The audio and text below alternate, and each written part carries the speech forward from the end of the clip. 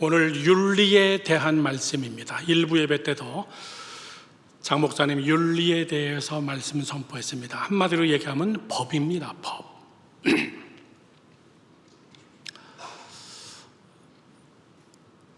그저께 저희 집사람하고 같이 출근해서 식사를 하는데 식당 제 바로 옆자리에 경찰들이 한 6명 내지 한 8명이 앉더라고요. 바로 제 옆자리니까. 그런데 제 우측에는 뉴스가 나오고 있었습니다. 그 뉴스에는 잼버리 행사가 끝나고 돌아가는 그 청소년들을 위해서 전투경찰들이, 많은 경찰들이 투입해서 안전하게 귀가하는 이것이 뉴스에 나왔습니다. 그러자마자 금방 또 무슨 뉴스가 나왔냐면은 서현 역에서 칼부림한 그 사건이 또 뉴스가 났습니다. 경찰들이 부글부글 끓고 있는 거예요. 그래서 제가 밥 먹다 말고 한마디 던졌죠. 요즘 경찰들 죽을 맛이죠? 그랬어요. 그랬더니 저를 보면서 그냥 웃더라고요. 여러분, 경찰 죽을 맛입니다. 총 주면 뭐합니까? 쏘지도 못하는데. 곤봉 주면 뭐합니까? 두들겨 패지도 못하는데. 제가 그런 얘기를 했습니다. 대한민국엔 법이 약해요. 경찰 아저씨들을 제가 위로하면서 저는 미국에서 젊은 시절 다 살고 한 25년 살다가 한국에 나왔기 때문에 저는 한국에서 제일 힘든 게 법이 너무 약해서 제일 힘들고 그것이 무섭습니다. 법이 너무 약합니다. 미국 같았으면 저런 거 그냥 놔두지 않습니다. 그래도 감사한 거는 칼 들고 휘둘렀길래 다행이죠. 미국처럼 총 들고 휘둘렀으면 수십 명 죽었습니다. 정말 청년들 말로 저런 또라이들, 저런 정신병자 같은 애들, 여러분 더 많이 나옵니다. 앞으로요. 더 많이 희한한 애들이 나옵니다. 왜? 사회와 법과 그리고 가정이, 법이 무너졌기 때문에 그래요. 기준이 약하기 때문에 그렇습니다. 제가 이 교회에 온 지 한 2년 정도 됐을 겁니다. 한 2년 전쯤에 누구라고는 이야기하지 않겠지만 우리 교회 청년 한 명이, 여자 청년이 새벽 2시인데 전화 왔어요. 새벽에 전화 오면 목사는 기절하듯이 놀랍니다. 전화를 받으니까는 아빠가 술 먹고 들어왔는데 우리 죽일 것 같아요. 너무 무서워요. 목사님 어떡하죠? 그래서 기다려. 새벽 2시에 옷을 갈아입고 하남에서 여기까지 한 35분, 40분 걸리는 거를 새벽 2시에 그날 집에 오니까는 카메라에 3대가 찍혀가지고 딱지가 날라왔더라고요. 15분 만에 왔으니까요. 15분 만에 와서 경찰서를 먼저 갔습니다. 그 어머니를 나오라 그랬습니다. 경찰서 가서 나하고 같이 이 집을 갑시다. 위험합니다. 그랬더니 경찰이 하는 말이 사건이 벌어지지 않는 한, 신고가 없는 한은 투입될 수가 없습니다. 너무나 기가 막혀가지고 그럼 우리 칼부림 나고 피 흘리고 사건이 터지면 그때 갈까요? 그랬죠. 경찰이 하는 말이 이해는 합니다. 그러나 먼저 가서 예방하기 위해서 어떤 행동은 못 취하는 것이 경찰의 법입니다. 그냥 말로 해야 됩니다. 제가 너무나 화가 나가지고 막 언성을 높이니까는 옆에 계신 분이 우리 교회 목사님이신데 미국에서 오셔서 한국 법을 잘 몰라서 그러는 거니까 이해해 주세요. 여러분,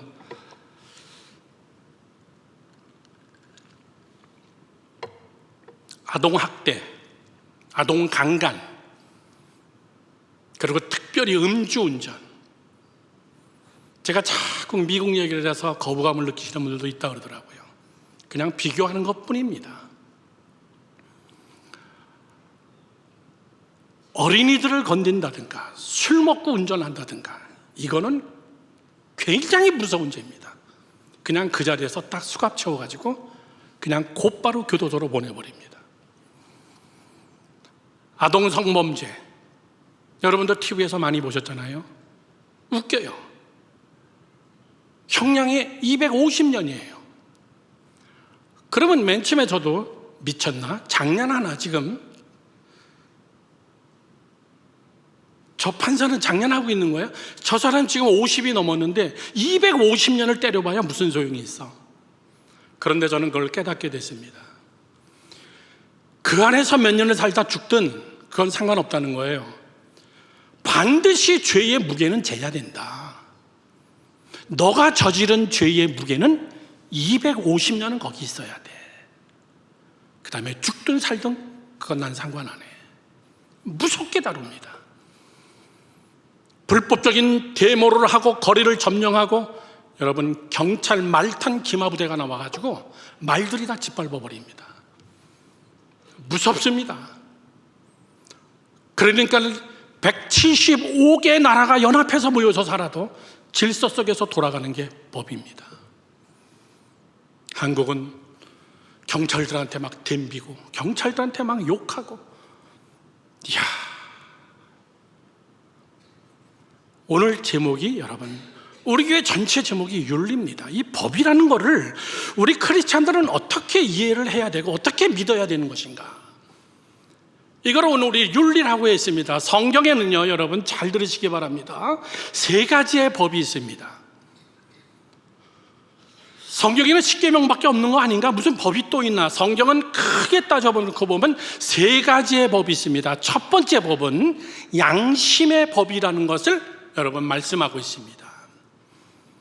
자, 양심의 법이 뭐냐라고 얘기할 때 로마서에서 사도 바울은 이렇게 얘기합니다. 그러면 예수를 알지 못하고 죽은 사람들, 하나님이 누군지 모르고 복음 한 번도 듣어보지도 못했던 분들, 구약시대 때 여러분 여러 나라에 흩어져서 살았던 고대시대 때 그런 사람들은 다 죽은 다음에 어떻게 심판받습니까?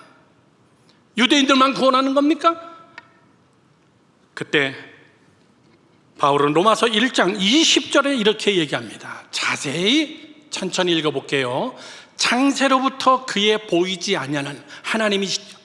보이지 아니하는 것들 곧 그의 영원하신 능력과 신성이 그가 만드신 만물에 분명히 보여 알려졌나니 그러므로 그들이 핑계하지 못할지니라. 무슨 말이죠?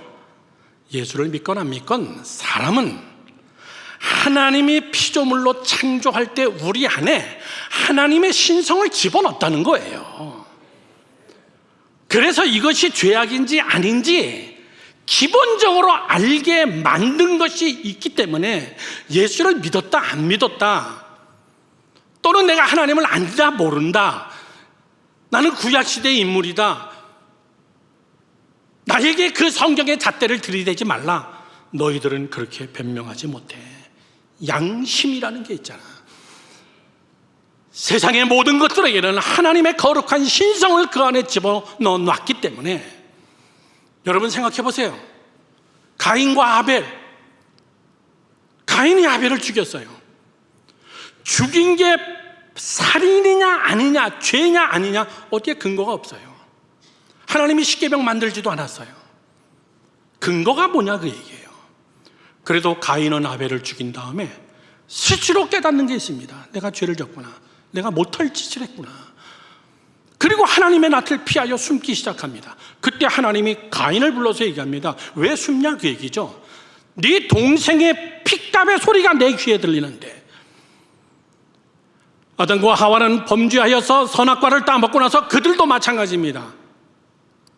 하나님의 말씀을 어겼어요. 알아요. 압니다.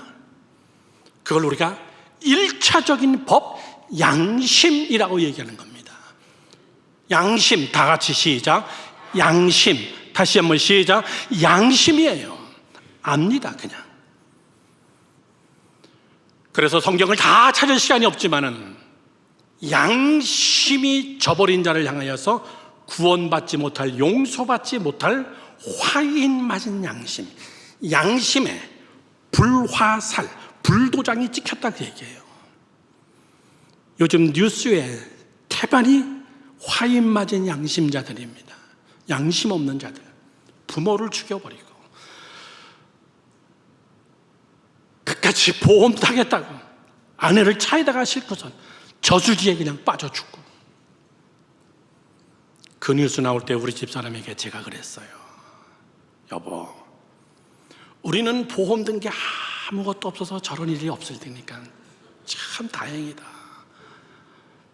비참해 보험금 때문에 머리 굴릴 일 우리 없으니까 참 다행이다. 그치?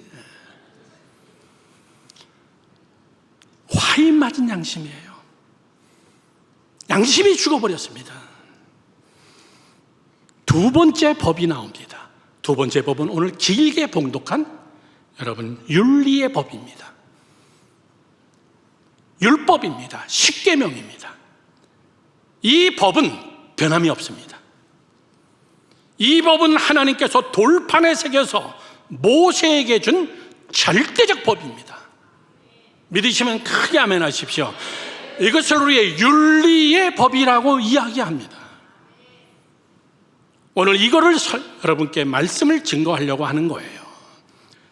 네, 세 번째 법이 있습니다. 세 번째 법은 뭘까요?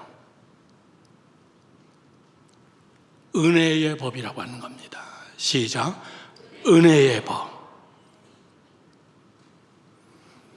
자, 오늘 여러분들에게 확 정리해서 8월 24일서부터 4개월 동안 구약 신약을 다시 한번 성경 공부를 하고, 그리고 2달 동안 다시 한번 재정비를 하고 2월 달에 성지순례를 가려고 지금 여행사하고 협의하고 있습니다. 자세하게 칠판으로 설명하면 여러분 너무너무나 쉬운 하나님의 메시지지만은 시간상 여러분 잘 정리합니다. 뚫어지게 저를 쳐다보십시오. 하나님께서 하라 하지 말라 이런 법은 한 6,000개가 넘습니다. 레위기, 민수기에 나오는 법, 이런 거 하지 마, 이런 거 해, 이런 자들은 이렇게 해야 돼, 이런 건 먹지 마, 이런 것들은 한 6,000개가 넘습니다. 이 6,000개의 법을 엑기스로 딱 짜내가지고 10개로 만들면 십계명이에요. 믿으시면 아멘. 십계명을 지키면 6,000개 다 지킬 수 있습니다. 6,000개가 뭔지 몰라도 괜찮아요. 이 십계명을 더 짜가지고 딱 2가지의 계명으로 만든 거를 예수님께서 이야기해 주십니다. 어느 청년이 찾아와서 선생님이요, 어느 계명이 큽니까? 이렇게 물어봤어요. 그랬더니 예수님은 십계명 이렇게 얘기 안 했습니다. 그 십계명을 2가지로 딱 요약했어요. 하나님을 사랑하고, 두 번째는 내 이웃을 내 몸과 같이 사랑하라. 하나님 사랑, 이웃 사랑, 이것이 십계명을 2가지로 요약한 거예요. 그런데 세 번째 법이 있습니다. 이 은혜의 법이에요. 이 2가지의 법을 하나의 법으로 딱 만든 것이 뭡니까? 만들었다기보다도 이 2가지의 법을 하나의 법으로 딱 묶어놓으면은 믿음의 법, 믿음의 법, 믿음의 법, 믿음의 법. 저 이번에 강사님께 엄청 은혜 받았어요. 아, 힘들게 설교할 필요 없는 거로구나. 질문하고 대답 못한다고 스트레스 받을 거 저렇게 이야기하면서는. 다시 한번 무슨 법이요? 예스, 믿음의 법이에요. 이게 어디에 나오는 얘기입니까? 하박국 2장 14절의 말씀을 인용해가지고 로마서 1장 17절에서 이야기한 거예요. 다 같이 함께 읽어봅시다. 시작. 복음에는 하나님의 의가 나타나서 믿음으로 믿음에 이르게 하나니 기록된 바 오직 의인은 무엇으로 말미암아? 믿음으로 말미암아 산다. 다시 한번, 오직 의인은 무엇으로 산다? 믿음으로 산다, 이 얘기예요. 자, 그럼 거꾸로 거슬러 올라갑니다. 믿음으로 살면은 하나님 사랑, 이웃 사랑 된다, 그 얘기예요. 아멘. 크게 합시다. 하나님 사랑, 이웃 사랑 하면은 여러분 십계명 아무것도 아니다, 그 얘기예요. 아, 이게 어려운 것이 아니로구나. 십계명 10가지를 여러분 자신 있게 그렇게 부담 없이 지킬 수 있는 것은 6,000개든 6만 개든 여러분 다 지킬 수 있다, 그 얘기예요. 이 원리를 모르고 6,000개부터 시작을 하려니까 이놈의 법이 너무나 무거운 거예요. 너무나 힘든 겁니다. 이걸 지킬 재간이 없는 거예요. 그러나 거꾸로 하라고 얘기해요. 예수님께서 오직 의인은 믿음으로 말미암아 산다. 오직 의인은 믿음으로 이렇게 되는 것이다. 믿음 외에는 아무것도 없다. 세상을 이길 이김은 이것이니 곧 믿음. 믿으시면 아멘. 이 믿음이 있으면 여러분 하나님 사랑, 이웃 사랑, 하나님의 사랑, 이웃 사랑 10계명 6,000개, 6만 개 괜찮다고 얘기해요. 이것이 여러분 법이에요. 그래서 예수님은 얘기합니다. 수고하고 무거운 짐진 자들아 다 내게로 오라. 내가 너희를 편히 쉬게 하리라. 여러분 그 수고하고 무거운 것이 빚덩어리를 얘기하는 게 아니라요. 수고하고 무거운 것이 여러분 세상적인 것도 있지만은 여기서 예수님께서 말씀하신 수고하고 무거운 것은 유대인들을 보면서 율법에 묶여가지고 진리가 없고 말씀이 없고 예수가 뭔지 모르고 믿음이 뭔지 모르는 율법으로 의롭다고 생각하는 저들이 얼마나 무겁겠느냐 그 얘기예요. 여러분 율법이 얼마나 무서운데요. 이해는 이해예요. 이빨 하나 부러뜨리면 쫓아가서 이빨 2개 부러뜨리는 거예요. 눈 범죄하면 가서 눈을 파는 겁니다. 손으로 범죄하면 잘라버리는 거예요. 발로 범죄하면 발을 잘라버리는 거예요. 제가 살던 뉴욕에서 비행기 타고 3시간 반만 가면 IT입니다. 지금 완전히 무정부 상태입니다. 선교사님 사모님이 연락이 왔어요. 목사님 무서워요. 너무너무나 무서워요. 집 앞에 뭐가 막 시끄럽고 연기가 나길래 거실에서 창문을 열고선 보니까는 흑인 한 명을, 그것도 나이가 어린 청소년 애를 타이어 3개를 씌워놓고선 거기다가 휘발유 붓고 불을 질러버린 거예요.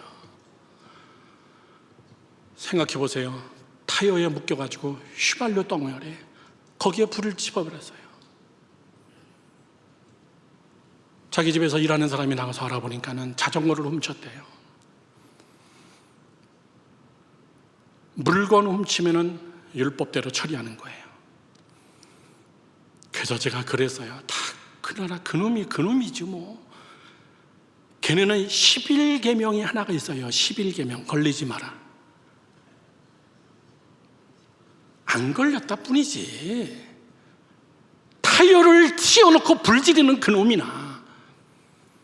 예수님이 하신 말씀 아닙니까? 가늠한 여인을 데려와서 돌로 쳐서 죽여버리자. 죄 없는 사람부터 치자. 우리가 오늘 여러분 법을 다루면서 법의 기준의 잣대가 잘못되면 여러분 믿음에 큰 파산을 가져옵니다. 이 법의 윤리라는 하나님의 법이라는 이 법이 내 안에 올바르게, 강하게, 정확하게, 견고하게 서 있어야 돼요. 믿으시면 아멘. 왜? 그것이 여러분을 지켜주기 때문에 그렇습니다. 여러분 뭘 믿고 이 건물 안에 들어와 있습니까? 건축을 믿고 들어와 있는 겁니다. 건축 공법을 믿고 들어와 있는 거예요. 툭툭 튀어나온 큰 저 빔들, 엄청난 빔들이 이걸 다 지탱하고 있는 거예요. 안 무너질 줄로 믿습니다. 요즘에는요 불안하잖아요. 어느 아파트를 어떻게 졌는지 어떻게 알아요? 철근, 콘크리트, 철근 빼면은 어마어마하게 돈이 절약됩니다. 저희 집이 지난달에 이사 갔습니다. 저희 집 사람한테 물어봤어요. 우리 아파트는 괜찮대? LH에서 앉았으니까 괜찮겠지 뭐. 참 기가 막힌 나라예요. 기가 막힌 나라. 돈이 된다면. 자, 여러분 가정의 법이 허술하면은 애들은 그 밑에 깔려 죽습니다. 여러분이 신앙생활하면서 여러분 개인의 법이 허술하면은 여러분 스스로가 여러분 깔려 죽는 거예요. 다시 얘기합니다. 법이 강해야 돼요. 내가 만든 법이 아닙니다. 이게 강하게 딱 버팅겨줘야 돼요. 그것이 내가 사는 길이고 우리 가정이 사는 길이고 우리 애들이 사는 길이고 우리 교회가 사는 길이고 이 나라가 사는 길이고. 저는 부모님들에게 꼭 부탁합니다. 애들 앞에서 가변수를 보이지 마세요. 완벽을 이야기하는 건 아니지만 애들은 귀신같이 가변수는 잘 배웁니다. 아, 손님들이 많이 오고 바쁠 때는 교회 안 가는 거로구나. 그거를 애들한테 교육을 시켜준단 말이에요. 가변수가 많아요. 주일 성수에 대한 가변수가 많습니다. 그런 거는 애들 뭐 귀신같이 배웁니다. 바쁘면 안 갔잖아, 엄마도. 그것을 얘는 답습한 거예요. 법이 제대로 쓰지 못한 거예요. 우리가 죽은 다음에 우리 애들이 제대로 신앙생활 할 수 있을까? 내가 주일 아침에 막 뒤 흔들어서 깨워가지고 그렇게 가지고 교회 데리고 나오는 지금인데, 내가 죽고 난 다음에 애들이 알아서 주일 성수를 잘할까? 11조 생활 잘할까? 하나님의 말씀대로 살까? 그건 여러분들이 어떻게 법을 세워놨느냐 그 얘기입니다.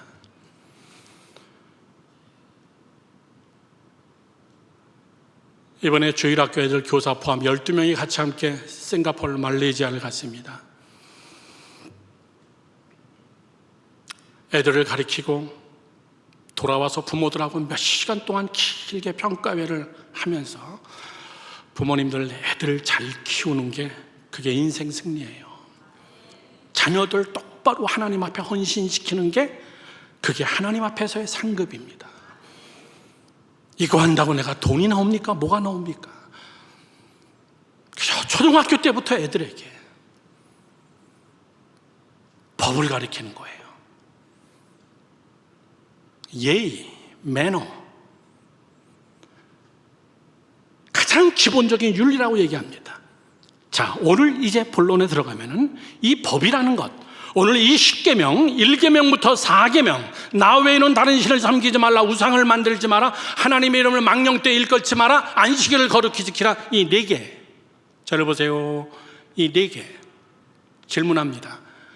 이 법을 세상 사람들이 안 지키면은, 이거 안 지키면 교도소 갑니까? 아닙니다. 안 갑니다. 그러면 법이 약해서 그렇습니까? 법이 법 같지가 않아서 그렇습니까?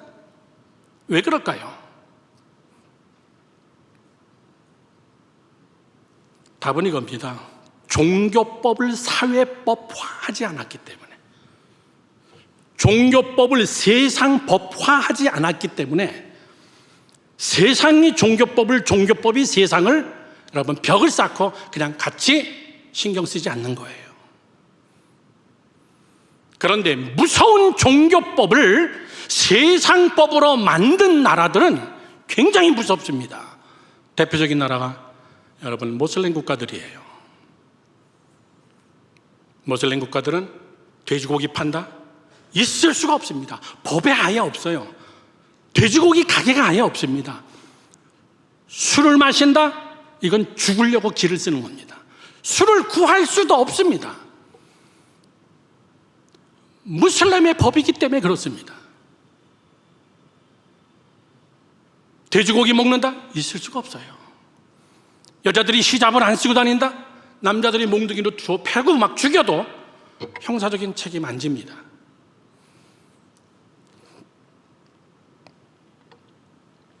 이번에 애들 데리고 말레이시아 가서 애들에게 시장을 같이 가서 그거를 교육시켰습니다. 종교법을 굉장히 많이 가르쳤습니다. 사진 한 장을 보여주시겠어요?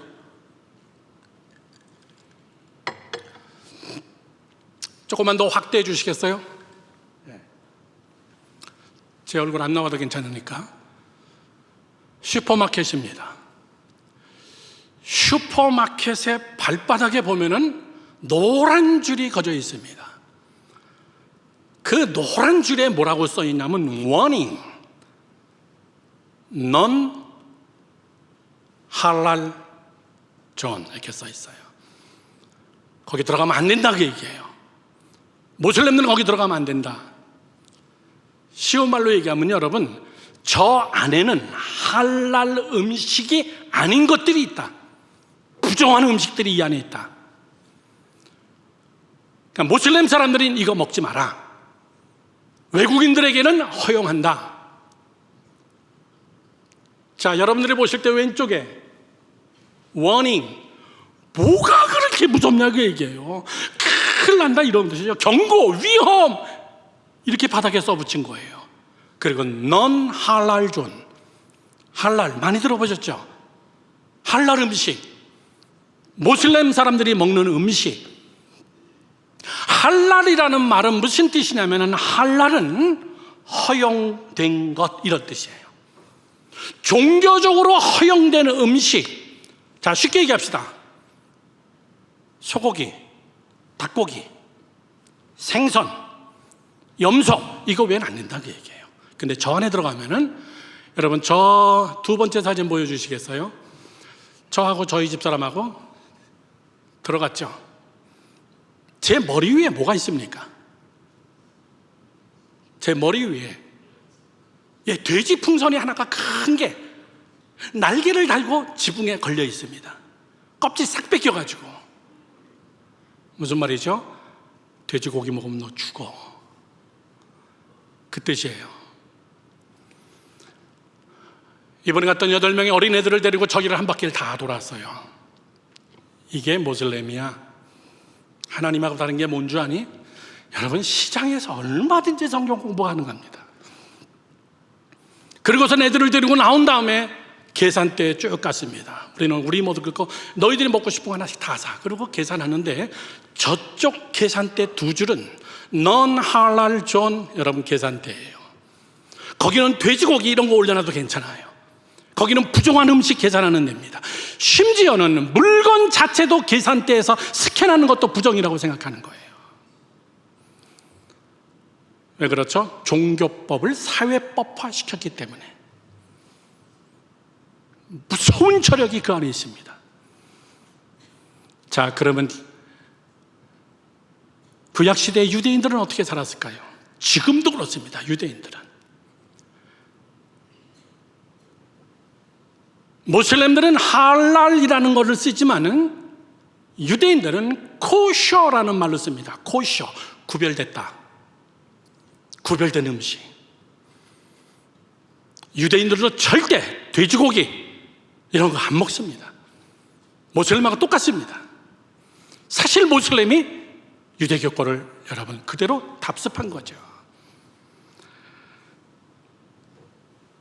사진 하나만 더 올려주시겠습니까?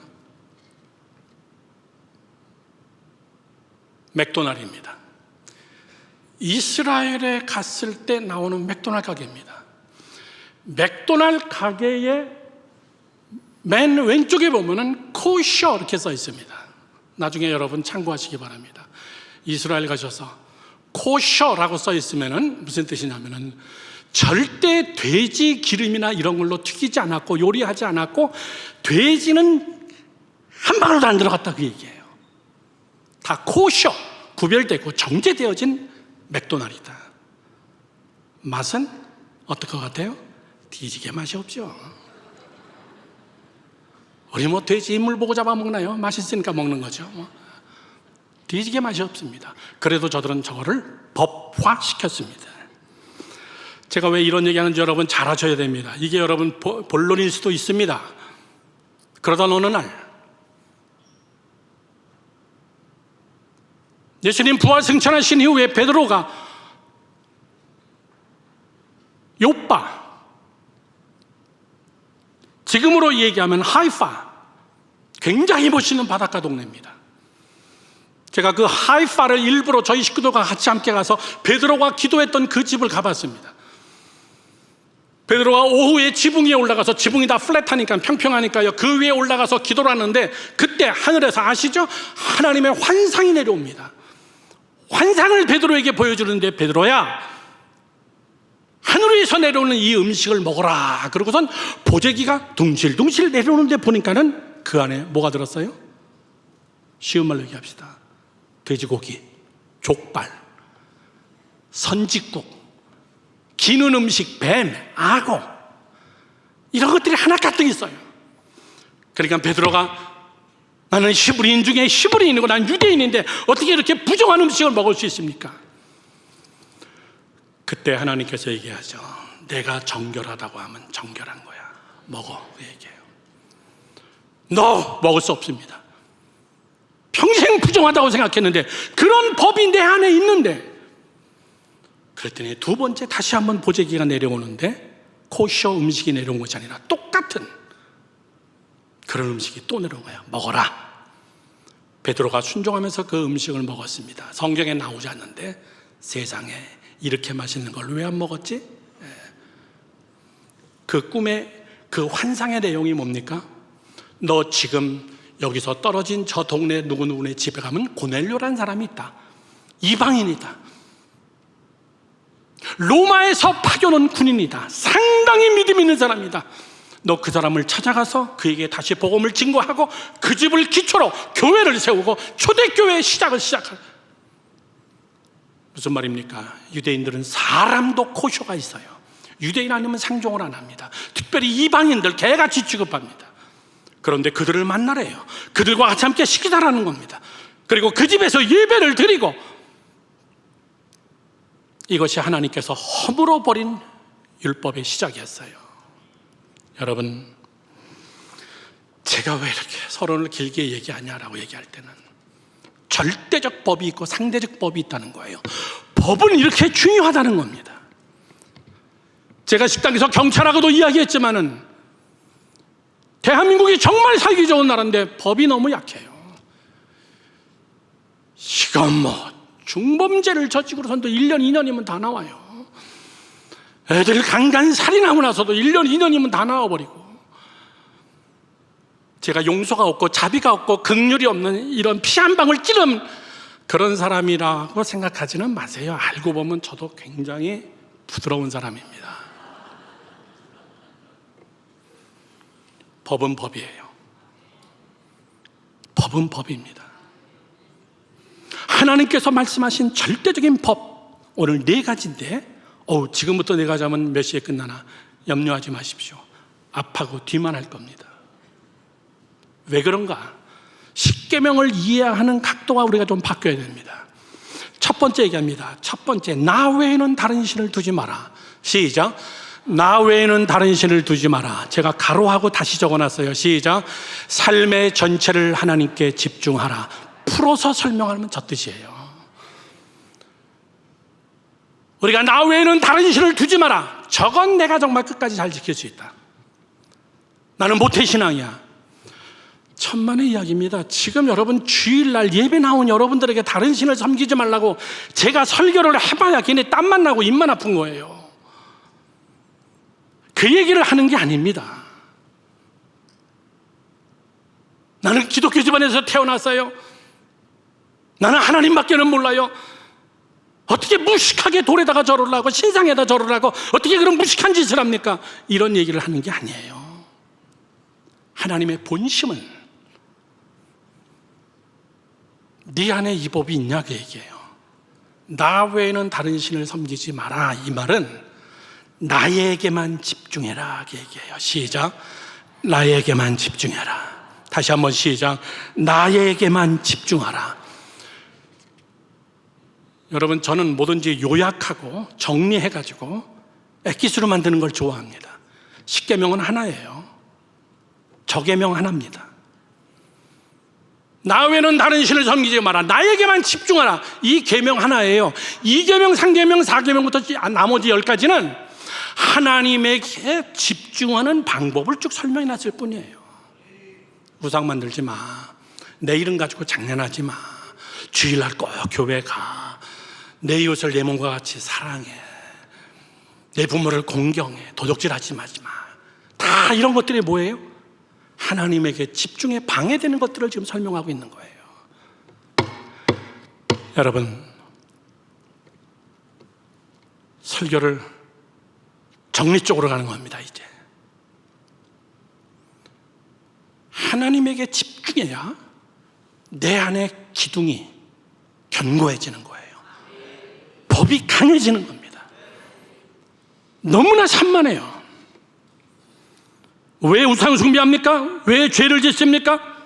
왜 삶이 어렵고 복잡하고 왜 이렇게 문제가 많고 뉴스 틀면 정말 보기가 힘들 정도로 왜 그렇습니까? 하나님에게 집중하지 않아서 그래요. 집중력이 떨어져서, 쉽게 얘기하면요, 시선을 하나님께만 집중하기 바랍니다.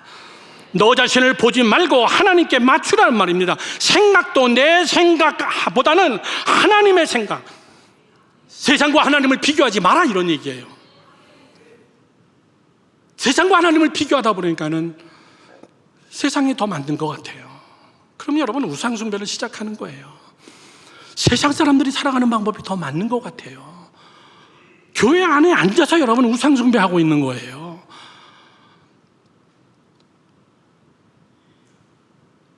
여러분, 이스라엘 백성들이 바벨론의 포로로 끌려갈 때 우상을 숭배해서 끌려갔습니까? 그렇기도 하죠. 그러나 그들은 안식일을 지키고 소를 잡고 여러분 양을 잡으면서 제사를 드렸어요. 그러면서 그들은 다른 신도 같이 함께 섬겼다는 말이에요. 주일날 예배도 드리면서 세상도 섬기면서 그건 다 일계명에 벗어나는 거예요. 자기 생각을 버리세요. 집중력이 떨어집니다. 저는 여러분 성경 이외에도 신앙서적 이외에도 경제, 잡지, 리더십, 기업체 이런 책 많이 봅니다. 장 목사님도 굉장히 많이 보시죠. 소위 말해서 세상에서 성공했다는 사람들의 공통점은 뭔지 아십니까? 집중력. 난 이 강사님 평생 안 잊어먹어. 집중력이에요. 비즈니스 잘하는 사람 보십시오. 돈이 흘러가는 게 보인대요. 그거 정상입니다. 비즈니스 못하는 사람은요, 돈이 보이질 않아요. 이거 떼보고 저거 떼보고, 남들이 이거 하면 이거 했다가 안 되면 또 저거 떼보고, 집중력이 없어요. 공부 잘하는 애들의 특징이 뭡니까? 집중력이에요. 딱 한 번 앉으면요, 걔네들은 집중력이 뛰어납니다. 엉덩이에서 땀띠 날 정도라는 거예요. 집중력이 없는 애들은요, 책상에 앉으면 5분 있다가 물 먹으러 한번 갔다 와야 돼. 책상에 앉았다가 5분 있으면 아까 먹었던 물 때문에 화장실 또 한번 갔다 와야 되고, 또 앉아있다가 뭐 핸드폰 한번 또 확인해 봐야 되고, 책상에는 오래 앉아있는데 집중력이 떨어지기 때문에 그래요. 여러분, 손흥민 선수 그냥 만들어진 게 아닙니다. 무서운 집중력입니다. 축구에 대한. 이야, 저러면서까지 스포츠를 해야 되나? 저러면서까지 손흥민 아버지는 자기 아들을 가리키나? 무서운 선수잖아요. 이강인 아버지가 태권도 사범이잖아요. 자기 아들을 세계적인 다 축구 스타로 만들기 위해서 먼저 혼자 미리 스페인에 들어가서 스페인에다가 태권도장을 차려놓고 자기 아들 유소년 축구 선수로 불러가지고 거기서부터 훈련시키고 아버지가 뒷바라지 다 하고, 그리고 개인기 훈련, 아버지가 축구 감독이었으니까 태권도 사범이면서 집중력 있는 부모가 있기 때문에 그런 거예요. 여러분, 손흥민 아버지도 마찬가지잖아요. 부모가 집중력이 없는데 자녀가 잘 되는 가정 저는 못 봤습니다.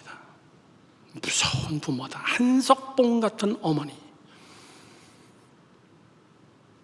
신앙생활 하나님도 오늘 우리에게 말씀하시는 것이 여러분 집중력입니다. 나에게만 집중해. 염려하지 마. 내일 무엇을 먹을까, 무엇을 마실까, 무엇을 입을까 염려하지 마. 괜히 돈 꾸러 다니지 말고 괜히 줄줄 울면서 자존심 상하게 그렇게 하고 살지 말고 하나님에게 집중해. 하나님을 바라. 여기까지 온 거 다 하나님의 은혜인데 그게 일계명이에요. 여러분, 왜 금식 기도가 힘이 있습니까? 밥을 안 먹어서? 왜 금식 기도가 능력 있는데요? 안 해봤으니까. 그렇게 대답하셔야지. 솔직히 금식 기도를 하면요, 시간이 많습니다. 하루 3끼 안 먹는다는 게 굉장히 시간 벌어요. 하루 3끼 먹을 거 신경 안 쓴다는 게 엄청난 시간 저축입니다. 그 시간에 하나님에게 집중하는 거예요. 성경 보는 겁니다. 그 시간에 세상 것들 여러분 안 만나는 거예요. 하나님에게만 집중하기 때문에 금식 기도는 쉼이 있는 거예요.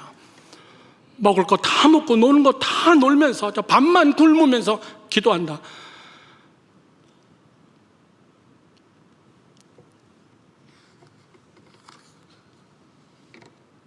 여러분 안에 저는 이 1계명의 법이 무섭게 자리 잡기를 주님의 이름으로 축원합니다. 2계명은요, 새긴 우상을 만들지 마라. 3계명은 시작, 하나님의 이름을 망령되이 일컫지 마라. 마지막 4계명만 말씀드리고 마치려고 합니다. 4계명 시작, 안식일을 기억하여 거룩하게 지키라. 왜 제가 이 계명을 건드리냐?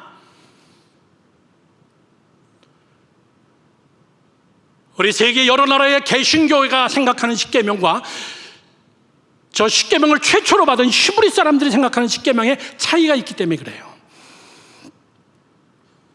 제가 뉴욕에서 목회하면서 유대인들이 굉장히 많이 살고 있는 동네에서 교회를 건축하고 거기서 유대인 교회, 유대인 회당을 저희가 샀습니다. 본의 아니게 유대인들하고 많이 친하게 됐습니다. 유대인들하고 많은 관계성을 가지게 되고 저는 굉장히 많은 것을 배웠습니다.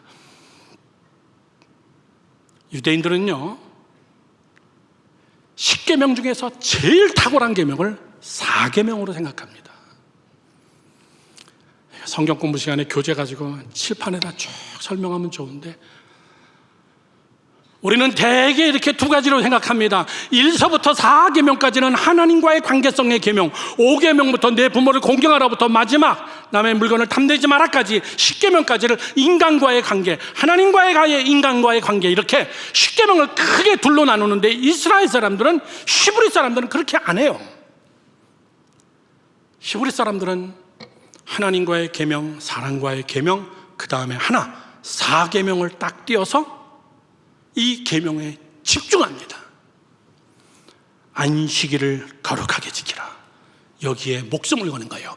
왜 그러느냐? 안식일을 통하여서 하나님을 사랑할 수 있기 때문에, 안식일을 지킴으로 인하여서 이웃을 사랑할 수 있기 때문에, 위와 아래를 연결하는 고리 역할을 하는 계명 중에 탁월한 계명은 안식일을 지키는 계명이에요. 여러분 이걸 아셔야 돼요. 죽어라 하고 10개의 계명을 지키는 것보다 지켜야죠. 안식일을 거룩하게 지키는 여러분 그 삶의 습관이 몸에 배면은 위에 4개 계명, 아래 10개 계명 아무것도 아닙니다. 예배가 무너지면 하나님과의 관계가 무너지고, 예배가 무너지면 사람과의 관계도 무너져요. 중간에서 딱 고리 역할을 하는 게 안식일을 거룩하게 지키라. 유대인들은 여기에 목숨 거는 거예요. 저는 여러분들이 이 윤리, 이 법이 여러분 안에 쓰기를 바라요. 저는 제 평생에 안식을 거역해 본 적 없어요. 무서운 저희 부모님 때문에 그렇습니다. 주일날 아프면 교회 안 가겠지? 저희 아버님이 번쩍 안아가지고 아동부실 맨 앞에 갖다 앉혀놓고 예배 끝나면 아빠가 데리러 올게. 그때부터 저는 나는 이 집안에서 태어난 이상은 죽을 때까지 교회 가야 되는 거로구나. 잔꾀를 부려서는 안 되는 거로구나. 옛날에 신발, 새 옷, 추석 때 무슨 옷이나 신발 주일날부터 입는 거예요. 주일날부터 신는 거예요. 그러면 아예 토요일날 사주든가, 그걸 월요일날 사줘가지고 신지 못하고 입지 못하게 만들어 놓고 토요일까지 기다렸다가 주일날 교회부터 입고 가는 거야. 교회부터 새 신발 신고 가는 거야. 철저하게 주일, 교회. 여러분들 죄송합니다. 다 부모님들 책임이에요. 너무나 가변수가 많아요. 그 가변수들 애들이 다 습득했습니다. 못 갈 수도 있지 뭐. 이런 상황에서 어쩔 수가 없지 뭐. 여러분 유대인들은 안식일을 무섭게 지킵니다. 무섭게. 정말 소름 끼칠 정도로. 야, 그래서 저들이 복 받는구나. 하루에 3번, 4번씩 기도하는 살라 타임. 무섭게 기도합니다, 여러분.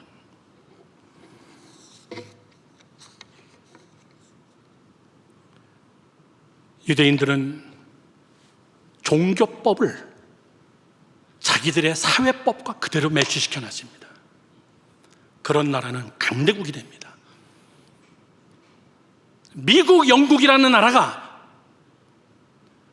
십계명을 학교, 국회의사당, 대법, 대법관 거기다가 다 새겨놨어요. 그런데 언제서부턴가 거기는 십계명판을 다 떼어내기 시작했습니다. 여러분 뉴스에서 보셨죠? 대리석에다가 새겨놓은 십계명 그걸 다 제거하기 시작했습니다. 학교에서 철저하게 채플 예배 시간, 학교에서 일주일에 한 번씩 성경 시간, 기독교 학교든 아니든 모든 공립학교에서 하나님의 말씀을 배우고 그랬던 학교가 존 F 케네디 대통령 때부터 학교에서 성경 시간을 다 없애버렸습니다. 그는 그 성경 시간을 없앤 다음 딱 6개월 20일 만에 달라스에서 저격범에 의해 가지고 비참하게 뒤통수에 그 다음에 등에 총을 맞고 그 자리에서 죽습니다. 물론 그걸 꼭 거기다가 연관시키는 것은 아니지만은 그리고 미국이라는 나라는 넘어가기 시작했어요. 넘어지기 시작했어요. 법이 무너지기 시작했습니다. 여러분 미국은 그렇다고 그럽시다. 내 나라가 아니니까. 여러분의 가정은 어떤데요? 지키세요. 하나님의 법을 강력하게 믿으시면 아멘. 결론을 맺습니다. 이걸 우리가 어떻게 지킵니까?